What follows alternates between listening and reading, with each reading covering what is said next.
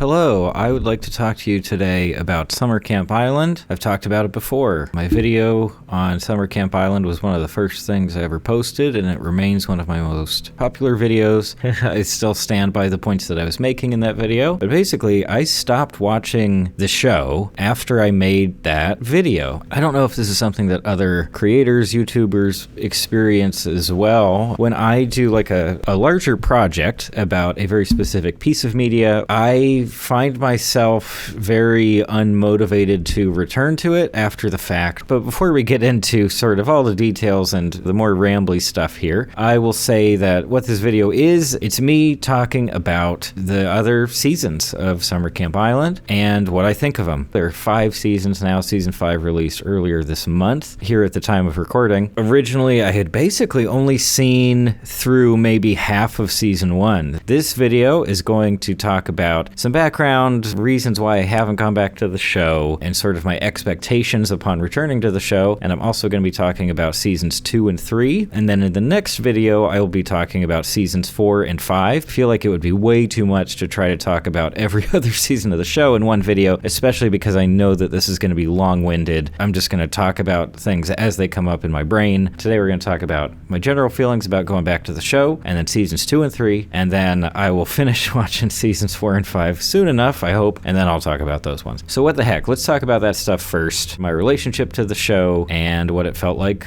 to go back.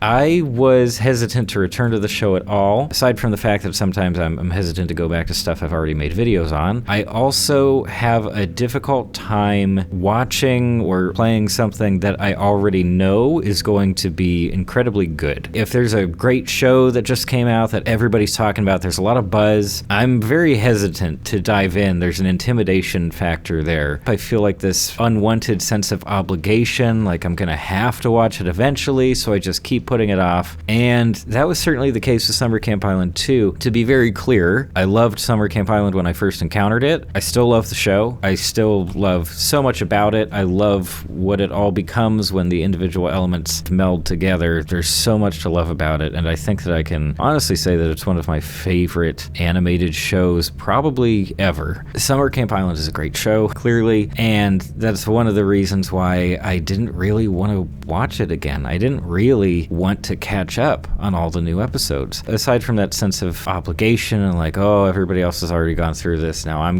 have to set aside some time, I'm gonna go through it. On top of that, I'm a relatively bitter person. If that wasn't already clear in some of my work. I'm very self-conscious about the work that I'm doing and sort of my career, and I'm always looking at other people and their work and their careers. This isn't necessarily specific to people in sort of the artistic space, but I do think that it's very common in the artistic space. If you're doing creative stuff of any kind, I don't know, I just think it's natural to look around and see what other people are doing in that medium. To be very honest, there are times when I come across specific shows, movies, creators that I really admire. It's one thing to really admire a work and just think, wow, that person did a great job. I hope that I can be that good at my craft someday. And it's another thing to come across something that feels like, okay, this is really good, but also it's very close to the kind of thing I would make if I was in the position that these other people are in. Do you know what I mean? That's certainly something that I felt when I first came across some of Don Hertzfeldt's work. It just felt so close to my own sense of humor and also closer to my visual artistic abilities, where it was very visually simple, straightforward stuff, just with great writing and a great sense of humor. I definitely had a similar feeling with Summer Camp Island very early on, and it's not that I think, oh, I'm so clever and creative and funny that I could have made this kind of show, but at the same time, it's like I really gel with the work that's going on here, and that makes me even more self-conscious about the stuff that I'm doing, and it makes me even more envious of people who already have some really fantastic work to their name and who have established themselves in their field. It's not something that I'm proud of. It's not a quality in myself that I want to stick around. I get very bitter. I get very envious of people who have realized their visions, have made some really fantastic projects that just furthers their opportunities to make even more incredible stuff. Every time I even thought of Summer Camp Island, it just reminded me like, okay, Mike, what have you done lately? Like, what have you accomplished? accomplished?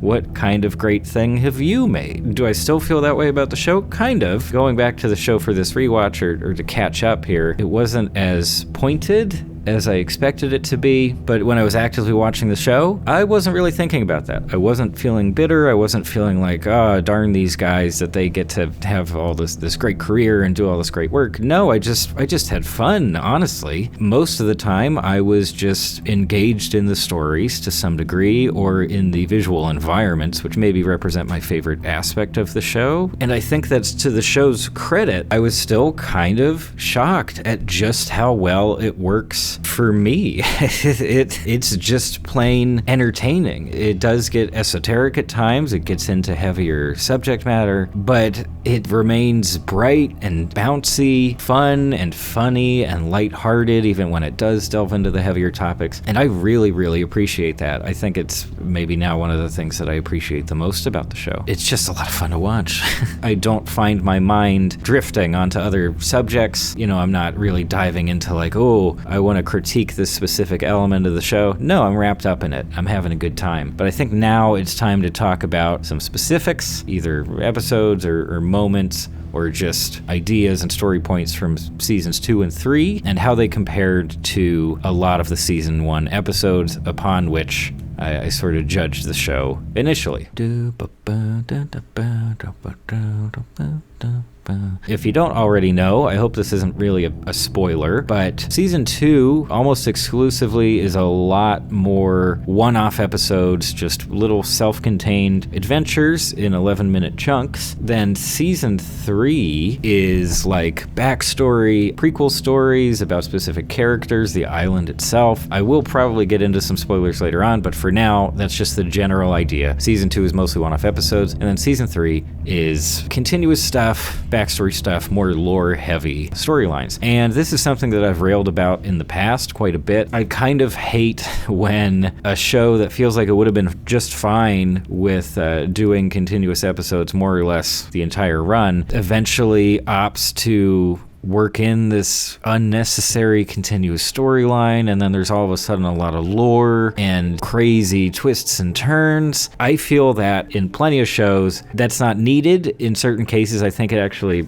harms the shows in question, and there are times when it certainly feels like the inclusion of those elements comes across as trend chasey. Shows that are aging a little bit at this point, getting a little bit older, stuff like Adventure Time, Steven Universe in particular, really established how powerful it could be to transition from one-off episodes into a continuous storyline, revealing a lot of backstory, having a lot of lore, concepts that you're wondering about, different mysteries that end up getting solved. It seems to be the hot thing to do right now in like animation for children or like teens or even adult-friendly animation. And so it kind of bugs me when it pops up in almost every show that I watch at this point. Summer Camp Island is doing it as well. There were hints that they were kind of heading in that direction in season 1, but it's really in season 3 where, yeah, literally the whole thing is just this continuous storyline stuff. It fills in a lot of stuff about characters, and again, the island itself, the origins of so many things. I'm going to try to pin down why, but somehow it didn't annoy me when Summer Camp Island took that turn into the continuous storyline content. Now, one reason why it could be that, at least in this case, it didn't feel trend chasey. For one thing,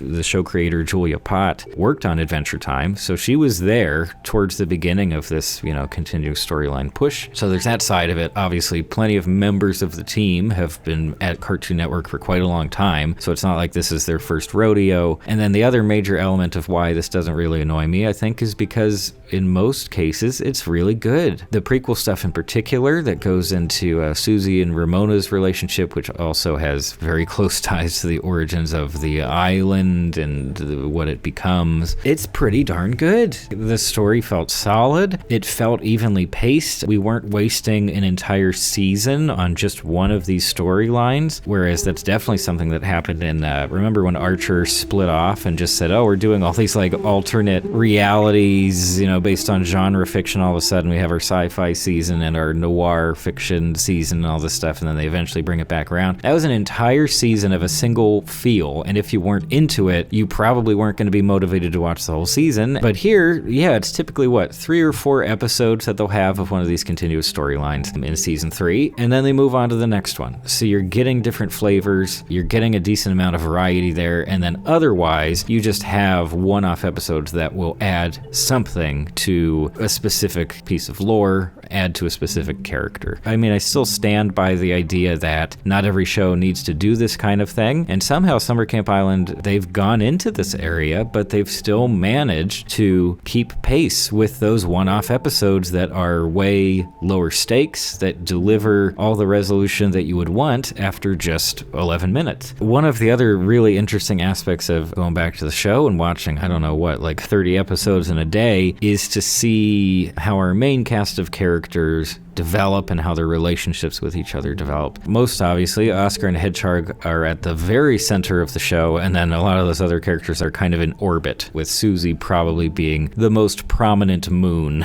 in that orbit. I was kind of shocked by just how much I've started to hate Oscar. Especially in season 2, I got to a point where I just felt like, okay, man, like I know you got some issues, you got a lot of anxiety stuff going on, you got some mommy issues, you're incredibly codependent, you have basically zero self-confidence most of the time, and when you have something to offer, it's really not that valuable. I know this sounds really harsh, but there was a long stretch in season 2 where I was just over Oscar. I didn't care about him anymore. I wasn't especially interested in seeing an episode that really focused on Oscar, and that was such an interesting departure from my feelings about him watching him in season 1, where I related to Oscar quite a bit. I felt like he was a good balance of well-meaning and a goofy failure. Like he had both sides to him represented very well and very strongly. And I think maybe part of it too is that there have now been 3 different voice actors for Oscar. I mean, that's not a critique, obviously. Like it's kids. These are kids for the most part who are doing a lot of the voice acting in the show. Kids grow up, their voices change, they're going to sound very different, so eventually you have to get someone else to play the role. Famously, that also happened with Finn in Adventure Time. And in this case, I wouldn't say that the replacement actors for Oscar are bad. I don't know, there are those subtle differences in their performances. They do start to make the character feel a little bit more empty, you know what I mean? A little bit more like a franchise. Maybe that's a good example. Like any chain restaurant or chain store or whatever, the goal most of the time is to provide the exact same products, the exact same efficiency at very similar price points. And that's part of the appeal. You want that consistency. You know what you're getting from a McDonald's or a Red Robin or a Target or whatever. But when you go to those different iterations of the business, you do notice those subtle differences. I don't doubt that, like, okay, let's say you have 3 or 4 McDonald's in your town and you've been to all of them at some point over a number of years. You probably have a favorite, even though, like, in the end, you're getting basically the exact same food at each one of them. There's probably one of those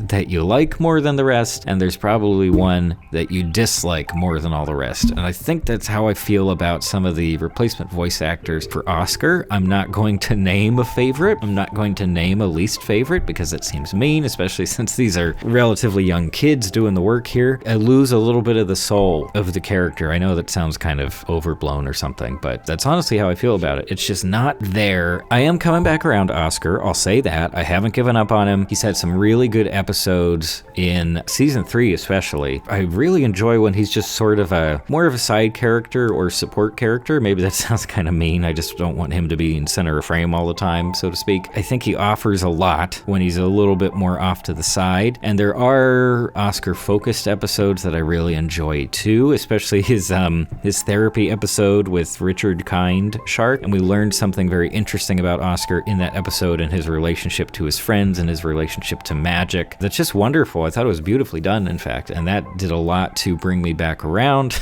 to being on Oscar's side. And then we have Hedgehog. Hedgehog has always been the more interesting character of the two. Hedgehog is more of a protagonist in a certain sense, sort of a traditional protagonist where, yeah, she has a lot of skills. She knows what she's doing. She also has very clear faults and shortcomings and things that she's not quite able to navigate. You want both of those elements in a protagonist, of course. But for the most part, I relate to Hedgehog much more often, just in terms of her interactions with people, how she does try to navigate certain social situations or sort of roadblocks in her life. Yeah, I don't relate to Oscar quite as much anymore. And in terms of how they've been developing Hedgehog, she hasn't seen a whole bunch of real development or change, in my opinion. She knows the quote-unquote right thing to do in almost every situation. Sometimes she takes things too far, but most of the time, she's the one cleaning up after Oscar or being the competent one to sort of contrast Oscar's just weird boobery that he gets into. Well, I say that Hedgehog is the most interesting character between Oscar and Hedgehog, but I think at this point, Susie is probably my favorite character. I mean, from even the earliest episodes of season 1, I always really enjoyed Julia Potts' voice acting for the character of Susie. Early on, it was very important to establish that, yeah, she's kind of a jerk and she's not very conscientious of how she makes other people feel, but she was still sweet and funny and she would do the right thing. We do learn over time that she really does care about the campers. We learn much later on that she has some incredibly sympathetic motivations for running the camp, but Susie's great. And when she had her big prequel storyline opens up season 3 with 3 or 4 episodes, it's wonderful. I just think it's fantastic. It did a lot to flesh out the character, gave us some essential backstory. Yeah, made me view her in a different way and mostly in a positive light. So I can only say good things about what they've done with Susie's character, and she remains one of the funniest characters on the show as well. She's just great. I mean, yeah, she's still a jerk. She's still kind of a sweetheart. She's clearly struggling with a lot of different stuff. The character knows how to make me laugh, and it's wonderful. It's wonderful to see her get into all these wacky situations and try to figure stuff out. Another sort of general note is that the show continues to, certainly through seasons 2 and 3 at least, I haven't gotten to 4 and 5 yet, certainly through seasons 2 and 3, the show continues to demonstrate that I guess that there's just a great team behind the show. I'm not involved there. I don't know who is making specific decisions, but there are so many moments, so many details, either in voice acting or the visuals or the animation or the writing, that just feel so strange and specific, but they all fit the world. They all fit this vision of the show that has remained so consistent. I'm just really impressed. It just has to be the team. There's always that temptation to hero worship and be like, oh, there's like one creative genius behind a show or a movie or a game, and that's why everything's good, because they had such a strong vision and they executed all this stuff. But no, it's always a huge team behind these pieces. Casting, production, the animation itself, storyboards have been really creative and fun through season 2 especially, and just these tiny little lines, these little jokes that are based on just mundane stuff or something very specific about a character, or something that I noticed, I think in season 3, it's one of the Susie prequel episodes, I think the first one. There's a moment where someone's trying to send Susie through a painting. She's going to warp through a painting to get to this other location. She hasn't cast the spell yet where she can actually move through the painting, so she's just hitting the painting and the wall. If you see that written in the script, you might just say, oh, okay, well, we'll have her kind of bonk into the wall. It's kind of funny. She's just like hitting her head against it. We have a little thud noise. But for some reason, instead, the choice was to have her sort of squish into the painting where it's like soft, almost like a pillow or a piece of fabric or something. And that was so much better. Like, that fit the rest of the show so much better. That's just one small example I can point to of these incredibly tiny details that occur in very different aspects of the project. Like I'm saying, very different aspects of production, that it has to be different people making these decisions. And somehow they all line up and work together. And that's just like crazy for me to think about. There's so many of those details. The show is this one big consistent thing. And even as it continues to expand past its previous boundaries, it doesn't lose the essence somehow. And that's just wonderful. And that's made maybe where I should close this first part of the discussion is just saying that somehow the show has stayed really, really good. It feels like it has the same amount of energy, the same amount of humor that actually works. Like I said, the lore stuff, it moved into continuous storylines and lore without getting bogged down by it or without letting that distract from the stuff about the show that we already loved. That's a huge accomplishment in any type of media, and that's probably where I'll leave it for now. Take it easy today, get some relaxation, and when was the last time you had some gelato? Gelato's really good, huh? I don't even know where you get, I mean, you can get it at like the grocery store, but I want like the stands, you know, like the little gelato shops, and you can mix the flavors together. If you have a good gelato recommendation, either like a brand or a gelato place here in LA, please let me know. And if any gelato brands would like to sponsor me, you're more than welcome. We're done, and thanks for stopping by.